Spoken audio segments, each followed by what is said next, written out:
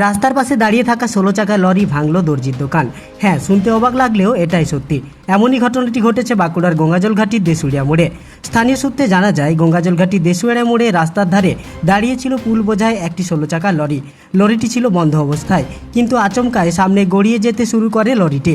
সামনে এগিয়ে গিয়ে ডাইনে কিছুটা বাঁক নিয়ে দেশুড়িয়ার মোড়ে একটি দর্জির দোকানে ধাক্কা মারে লরিটি এবং সেখানেই থেমে যায়। ভেঙে যায় দোকানের একাংশ।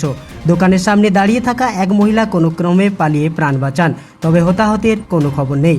ঘাতক গাড়িটিকে আটক করেছে গঙ্গাজলঘাটি থানার পুলিশ।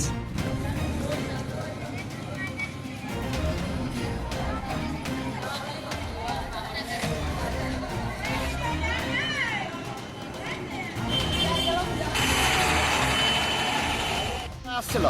গাড়িটা কি দাঁড়িয়েছিল এখানে? হ্যাঁ, গাড়িটা দাঁড়িয়েছিল। ওই যে গোড়ায় আসছিল, গোড়া আস্তে আস্তে একটা মেয়ে ছেলে ভিতরে ছিল। একজন ওধার থেকে আওয়াজ দেয় যে সরে যান, তখন ও সামনের দিকে দৌড়ে বেরিয়ে যায়। আচ্ছা আচ্ছা, গাড়িটার ভেতরে কি ড্রাইভার হেল্পার ছিল যখন গাড়ি? ভিতর থেকে যখন লাস্ট মনে হচ্ছে একজন বেরিয়ে আসছে। আচ্ছা আচ্ছা, সাইডে থাক বা দাঁড়িয়ে থাকুক বা ইয়া থাকুক, এই অবস্থা ছিল। কোনো হতাহত কি হয়েছে? না, হতাহত হয়নি।